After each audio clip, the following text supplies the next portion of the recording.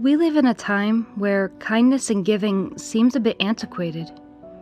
We so seldom hear good things in the news anymore. We're just plagued with negativity.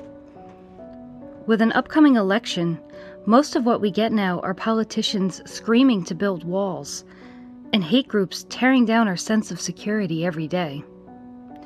You can become paranoid, afraid of those around you, and overwhelmed with a sense that you are constantly in a state of danger. Well, I thought to give your ears a little break from all the negativity in the news today, I'd give you a quick story on someone who brought out the best in people with something as simple as a quiet visit to their home. And this story is almost 150 years old.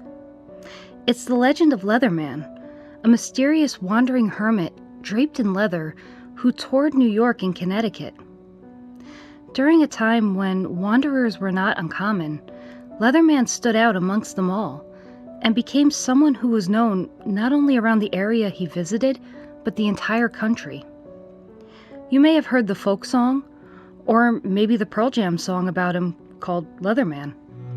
He's a figure that many are not familiar with, so I'd like to share him with you today. Welcome to Hudson Valley Legends.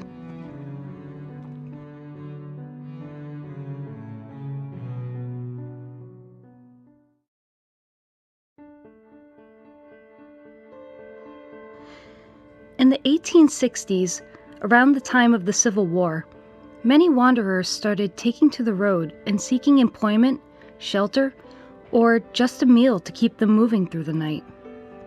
It was considered a plague of the times. Some newspapers recommended offering the beggars poisoned food when they came to your door, helping eliminate an otherwise annoying problem. This was a time of hardship for everyone, so the public was instead sympathetic. It was much more common for families to simply turn down the wanderers who came by. Most could barely afford to feed themselves, so unfortunately it was not a time for generosity. Hundreds of wanderers came and went, but one in particular stood out. He started to appear in southern Connecticut, Westchester, and Putnam County. He was strikingly different from the rest, dragged down in a heavy suit of leather from head to toe. He was fearful to look upon at first, seemingly huge under the bulk of leather that he wore. But his shyness and gentleness radiated and resonated with anyone who met him. He had no name, and no one could ask what it was because he barely spoke English. He was lovingly nicknamed the Leatherman by those who met him, and the name stuck. Many found him endearing for reasons I'll explain shortly, and he changed those initial feelings of resentment and apathy towards wanderers to warmth and welcome. It was not only his strange apparel that made him intriguing, but his travels and mystery that would eventually become headlines in newspapers all over the country, making him into the legend he is now. The Leatherman was known for his prompt schedule. Sightings of his wandering, documented all over New York and Connecticut, made it possible to track his miles and where he went. He would walk over 300 miles a year. Yes, 300 miles. Why? Well, nobody really knows. It is known, however, he would start in White Plains, head up to Brewster, then east to New Britain, south to New Haven, and west back to White Plains. Between these points, he would visit 48 different towns and cities lining New York and Connecticut, making his loop in exactly 34 days, and only stopping to sleep in caves and under stone shelters. Well, that's an impressive amount of walking. What was more mysterious about this route was how scheduled and routine it was. It was said you could set your clock to him. While Leatherman's motives for his travel was unknown, it made him a recognizable figure. He, like other wanderers, would ask for food, but his mystery and silence made him endearing to townsfolk. If Leatherman picked your house for a visit, he would gently rap on the door with a stick. Because he did not really speak, he would pantomime that he was hungry by pointing at his mouth. After receiving a meal from his hosts, he would sit outside, eat quietly, and then leave with a small grumbled thanks. And he could be expected to return at the same exact time in exactly 34 days.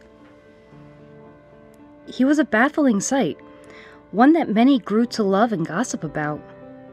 And with his popularity increasing and stories being told amongst townsfolk, the newspapers began to print stories about him, asking the question of why and where did he come from and who was he? While the stories printed were full of lore and mostly just made up from nothing but gossip and tall tales, he became a bit of a celebrity.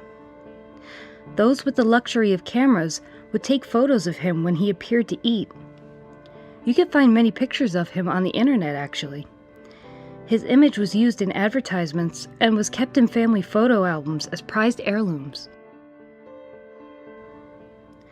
With his gaining popularity came the desire to help him. While there are stories of Leatherman being pelted with rocks by children, or being pushed around by drunken men, most of the stories are of families trying to let him in, give him shelter. His quick meals became invites to sit beside the fire, and leather was sometimes offered as donation to help rebuild his suit, which he wore every single day, summer or winter. Sometimes he would accept, gently mumbling in approval, and sitting with the family for a few minutes to warm up. But most times he would silently decline and point to the road as if he said he had a schedule to keep. Leatherman continued this route for well over 20 years, knocking on the doors of familiar houses who all offered a hand in helping him continue on his way.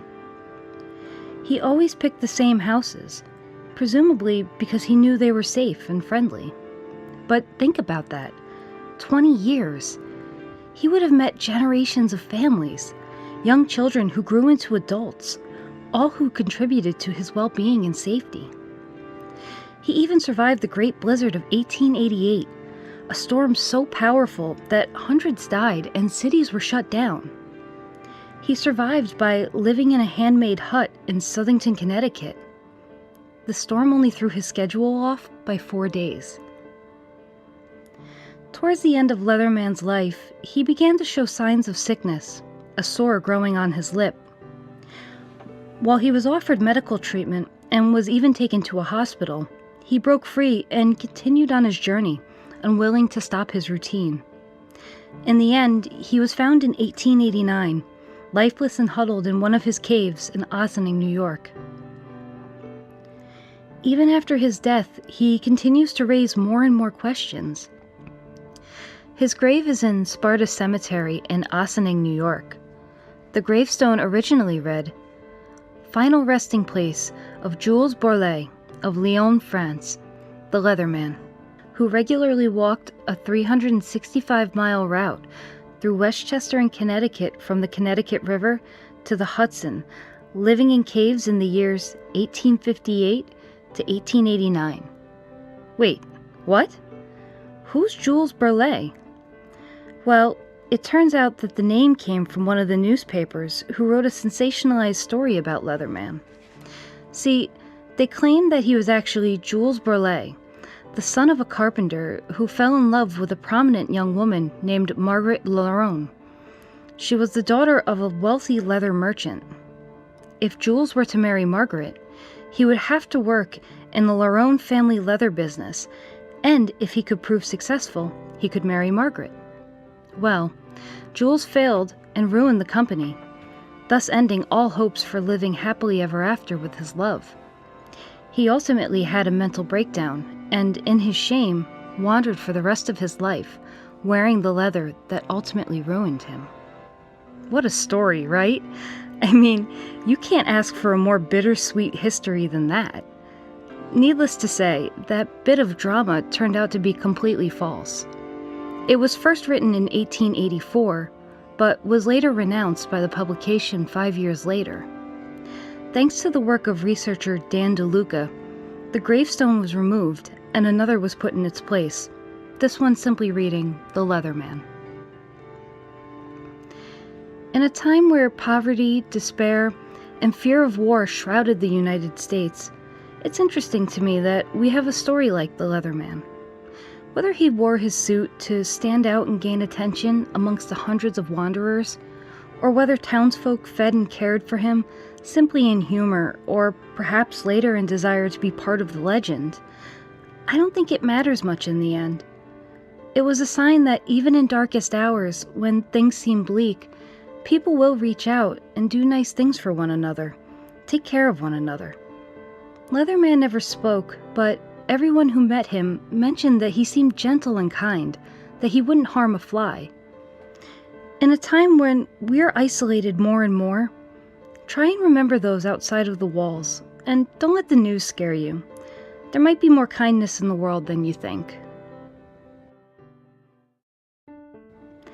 If you're interested in learning more about the Leatherman, check out an amazing documentary called The Road Between Heaven and Hell. You can find it on YouTube. While it's a bit cheesy and dated at some points, the information's all there, and I pulled quite a bit of research from it. Definitely worth the 30 minutes, so check it out. Also, if you want to visit the Leatherman, you can find his grave in Sparta Cemetery in Ossining. There are maps of his trail and locations of his shelters if you want to seek those out as well. If you're into geocache at all, there's a Leatherman circuit you can look into. I want to thank you, the listeners, for tuning in and making us bigger and better with every episode. While this was a short one, we didn't want to leave you hanging. We've got a pretty big Halloween episode in the works, so keep an eye out for that later this month. One of the biggest things you can do for us is like, share, subscribe, anything at all. It really helps us gain momentum and pick up more followers, so please be sure to do so when you can. And check out the website for some updates. I'll have a few interviews, and you can check out our Friends of HV Legends page, which has the awesome people who have supported us along the way. Included on the page are the HV Mobile Spa and Walkway Wools.